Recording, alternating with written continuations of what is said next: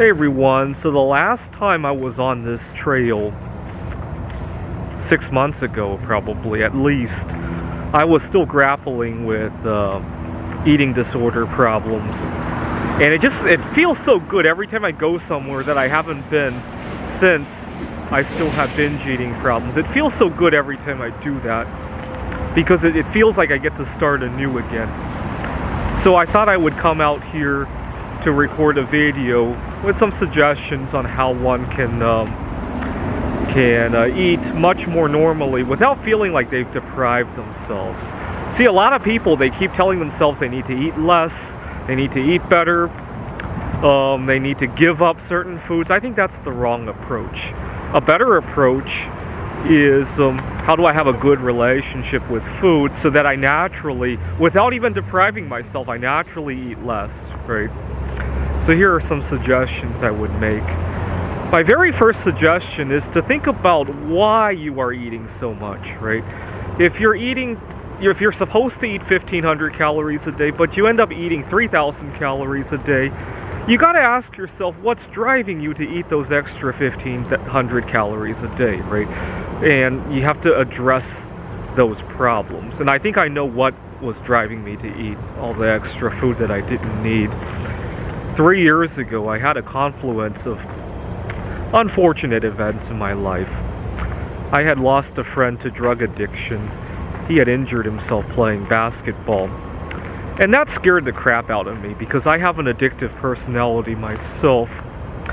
I had an ex-girlfriend who was going through menopause. And that was tragic in its own right because I realized I was growing old and I was missing out on a lot of opportunities.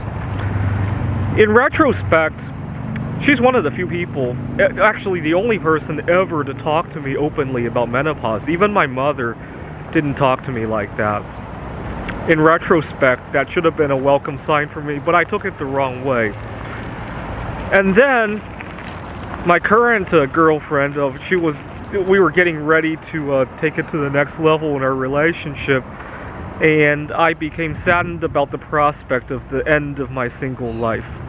And so I had a confluence of very stressful events. I wouldn't call them bad events. Oh, the death is definitely a bad event. The confluence of stressful events going on in my life that I neglected to resolve, and instead I attempted to patch over with overeating, which doesn't resolve any of those problems. Actually, it made my worst fear come true. I developed an addiction. And so it made me realize you gotta address what's causing you to overeat. Otherwise, anything else you do is just going to treat a symptom. And so I addressed it by enhancing my relationship with myself, coming out here to walk. Obviously, you guys seen in my videos. I addressed it by addressing my addictive personality. And I addressed it by taking care of some things in my life that I was worried about growing old and not being able to do. That's number one suggestion. Address what it is that's causing you to eat all those extra calories. Don't even think about those extra calories before you address what's driving them, right? My second suggestion is to try to remember that the food that you're craving right now is not going to disappear, right? If it's going to taste good now, it's going to taste good 30 minutes from now, an hour from now, a day from now. Actually, it might even taste better because fasting tends to enhance our sense of taste. Now, I got a little caveat here, and this is a fear I have. I remind myself this all the time. When I'm having a craving, I remind myself that food's not going to disappear. There is one circumstance where this is not so true, though. It's a circumstance that obviously none of us have gotten to do over the last year. Going on vacation where you want to eat something exotic that's not available back home, right?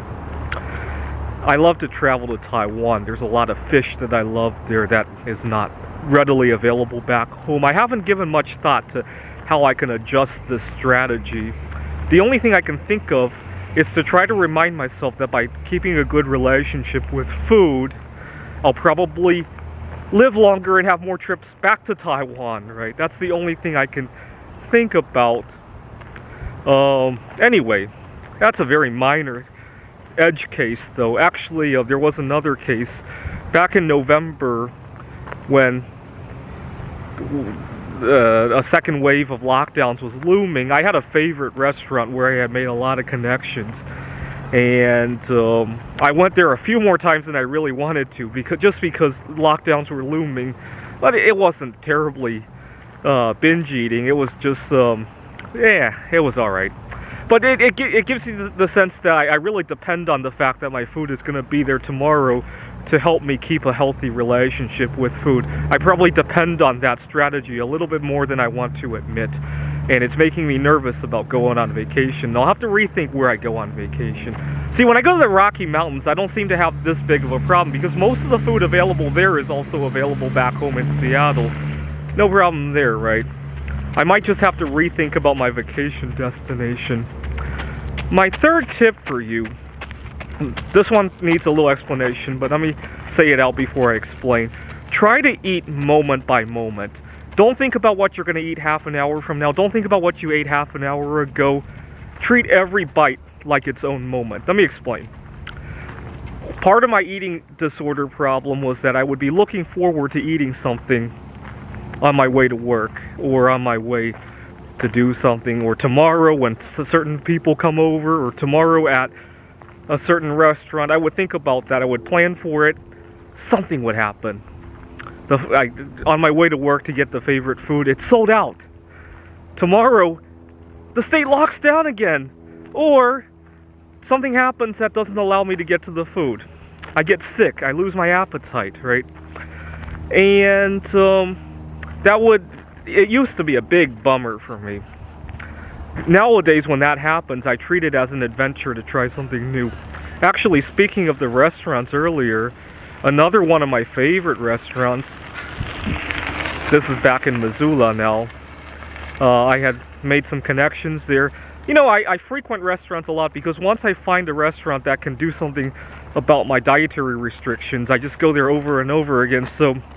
But the problem is that they had a COVID outbreak and were closed. And see, a year ago, had I run into that, that would have been a huge bummer. But now I just treat it as maybe God wants me to try something new. I went to another restaurant. I had a very good conversation with the waiter over there. All was good. See, had I not had that kind of mentality, I would have missed out on making a new friend. Anyways, address what it is that's causing you to overeat or binge eat or not eat properly. Address that. Try to treat eating one moment at a time, right? Don't think about what you're going to eat 30 minutes from now. Don't think about what you ate 30 minutes ago. And remember that if it's going to taste good now, it's going to taste even better later. Try to remember those three principles, and you're well on your way to having a much healthier lifestyle.